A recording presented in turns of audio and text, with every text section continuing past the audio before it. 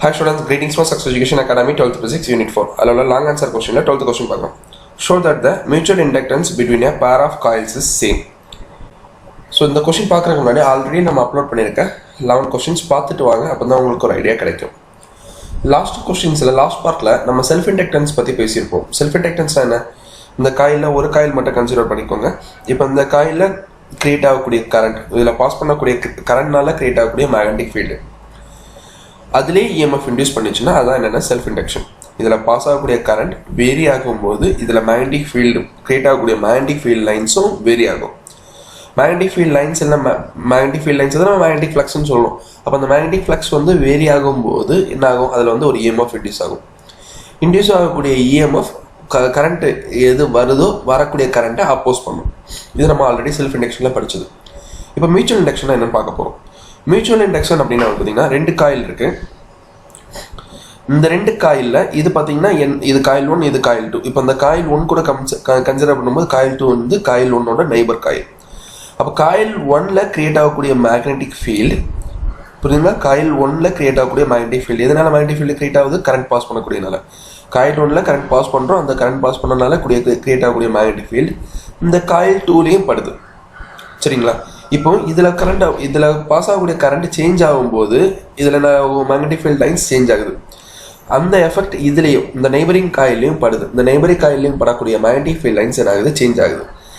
இதனால நடக்கக்கூடிய EMF induction தான் என்ன சொல்கிறாங்கன்னா மியூச்சுவல் இண்டக்ஷன் சொல்கிறாங்க. when an electric current passing through a coil, இந்த ஒரு இதில் பாஸ் ஆகக்கூடிய எலக்ட்ரிக் கரண்ட் சேஞ்சஸ் வித் டைமுக்கு டைம் எலக்ட்ரிக் கரண்ட் சேஞ்ச் ஆகுது. அப்போ மேக்னெட்டிக் ஃபீல்ட் லைன்ஸும் டைமுக்கு டைம் சேஞ்ச் ஆகிட்டே இருக்கும். அப்போ என்ன ஆகுது? அண்ட் இஎம்எஃப் இஸ் இன்டியூஸ் இந்த நெய்பரிங் காயில். இஎம்எஃப் வந்து எங்கே இன்டியூஸ் ஆகுது? நெய்பரிங் காயிலும் இன்டியூஸ் ஆகுது. ஸோ இதனால இது இன்டியூஸ் ஆகுது. அதனால தான் என்ன சொல்கிறாங்கன்னா இந்த ஃபினாமினனை மியூச்சுவல் இண்டக்ஷன் சொல்கிறாங்க. அதனால இதில் இன்டியூஸ் ஆகக்கூடிய இஎம்எஃப் என்ன சொல்கிறோம்? மியூச்சுவலி இன்டியூஸ்ட் இஎம்எஃப் அப்படின்னு சொல்கிறோம். Mutually induced EMF. Consider 2 coils. நம்ம 2 காயில் கன்சிடர் பண்ணியிருக்கோம். which are placed close to each other. Coil 1 and coil 2 ரெண்டும் பக்கத்தில் இருக்கு. If the electric current I1 is sent through coil 1, இதுல இருந்து I1ங்கிற எலக்ட்ரிக் கரண்ட்டை நம்ம சென்ட் பண்றோம். I1ங்கிற எலக்ட்ரிக் கரண்ட்டை நம்ம இதனோட அனுப்பும்போது என்ன ஆகும்? மேக்னெட்டிக் ஃபீல்டு ப்ரொடியூஸ் ஆகும். இந்த magnetic field produced by it. இதுல கிரியேட் ஆகக்கூடிய மேக்னெட்டிக் ஃபீல்டு எதுல லிங்க் ஆகுது? இதுல லிங்க் ஆகுது. இதுல இருக்கக்கூடிய இந்த காயில இருக்கக்கூடிய ஒவ்வொரு டர்ன்ஸ்லயும் என்ன ஆகுது? லிங்க் ஆகுது. புரியுதுங்களா? இதுல அனுப்பக்கூடிய கரண்ட் I1ங்கிற கரண்ட் அனுப்புகிறோம். இந்த I1ங்கிற கரண்ட்னால மேக்னெட்டிக் ஃபீல்டு கிரியேட் ஆகுது. அந்த மேக்னெட்டிக் ஃபீல்டு இதுலேயும் படுது. சரிங்களா?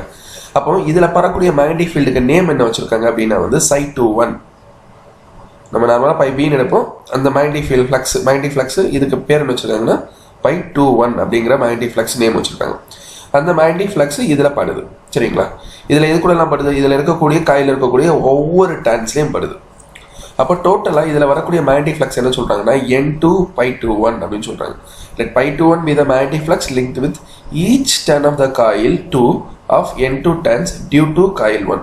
இந்த காயில் 1லேருந்து வரக்கூடிய மேக்னெட்டிக் ஃப்ளக்ஸ் இதில் படுது. அந்த மேக்னெட்டிக் ஃப்ளக்ஸ் பேர் என்னன்னா Ψ21. மேக்னெட்டிக் ஃப்ளக்ஸ் ஒவ்வொரு காயில் இருக்கக்கூடிய ஒவ்வொரு டர்ன்ஸ்லேயும் படுது அப்படின்னு சொல்கிறாங்க. அப்போ என்ன எடுக்கலாம்னா டோட்டலாக N2 Ψ21 is directly proportional to I1. I1னால தான் இந்த மேக்னெட்டிக் ஃப்ளக்ஸ் கிரியேட் ஆகுது. இந்த மேக்னெட்டிக் ஃப்ளக்ஸ் லிங்க் ஆகுது இல்லையா? இந்த காயில் கூட மேக்னெட்டிக் இந்த காயில் கூட N2 காயில் கூட N2 டர்ன்ஸ் கூட இந்த மேக்னெட்டிக் ஃப்ளக்ஸ் லிங்க் ஆகுதுன்னா அதுக்கு ரீசன் வந்து என்னது? I1. ஸோ இது ப்ரொபோஷனலாக இருக்குது. அப்போ அந்த ஒரு ப்ரொபோஷனாலிட்டி கான்செப்ட் நம்ம கொண்டு வரோம். அது என்னது? N2 Ψ21 equal to M21 into I1. M21 into I1. M21 அப்படிங்கிறத நம்ம கொண்டு வந்தால் ப்ரொபோஷனாலிட்டி கான்செப்ட்.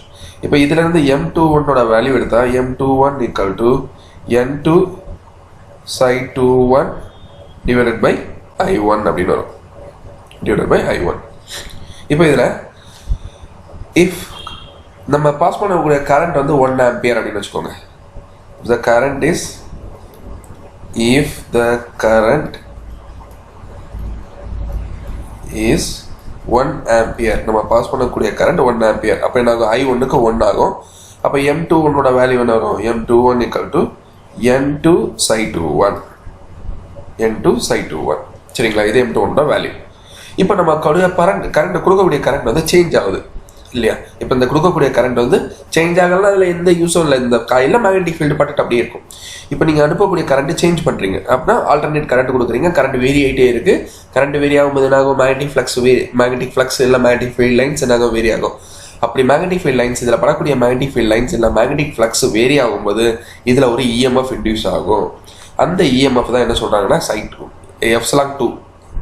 இந்த இதில் படக்கூடிய மேக்னெட்டிக் ஃப்ளக்ஸ் என்ன ஆகுது? சேஞ்ச் ஆகுது. ஸோ டியூ டு தட் இதில் ஒரு இஎம்எஃப் வந்து இன்டியூஸ் ஆகுது. அந்த இஎம்எஃபோட நேம் என்னென்னா எப்சிலான் 2. அப்போ இஎம்எஃப் 2 ஈக்குவல் டு நம்ம இஎம்எஃப் 2 நார்மலாக எப்படி கால்குலேட் பண்ணுவோம்? Minus D சைபி. சைபிக்கு பதிலாக இங்கே என்ன இருக்குது?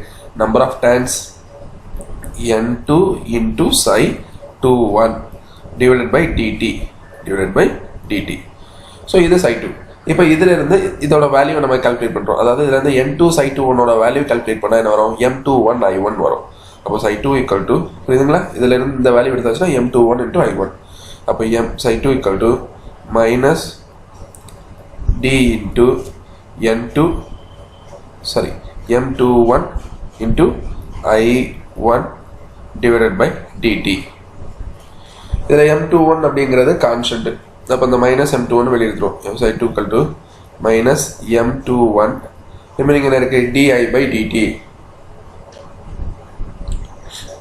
di1 by dt, di1 by dt. இப்போ இதிலிருந்து m21ஓட வேல்யூ எடுத்தாச்சுன்னா நமக்கு என்ன வரும்? m21 equal to minus epsilon 2 by இந்த di1 by dt என்ன ஆயிரும்? கீழே வந்துடும். di1 by dt அப்படிங்கிறது கீழே வந்துடும். இதான் வந்து எனது m21ஓட வேல்யூ. இப்போ நம்ம கொடுக்கக்கூடிய கரண்ட் எப்படி வேரி ஆகுதுன்னா, if di1 by dt equal to 1 ampere per second அப்படிங்கிற மாதிரி வேரி ஆகுதுன்னா இதில் என்ன வரும்? di1 by dtக்கு பதிலாக 1 ஆம்பியர் per செகண்ட் வரும். ஸோ இதை 1 வச்சு டிவைட் பண்ணும்போது m21ஓட வேல்யூ என்ன வரும்? m21 equal to minus epsilon 2 by 1 அப்படின்னு வரும். ஸோ இதிலிருந்து m21ஓட வேல்யூ எடுத்தாச்சுன்னா m21 equal to minus epsilon 2 அப்படின்னு வரும். இதான் வந்து m21ஓட வேல்யூ. இப்போ இதுதான் m21ஓட வேல்யூ. m21 equal to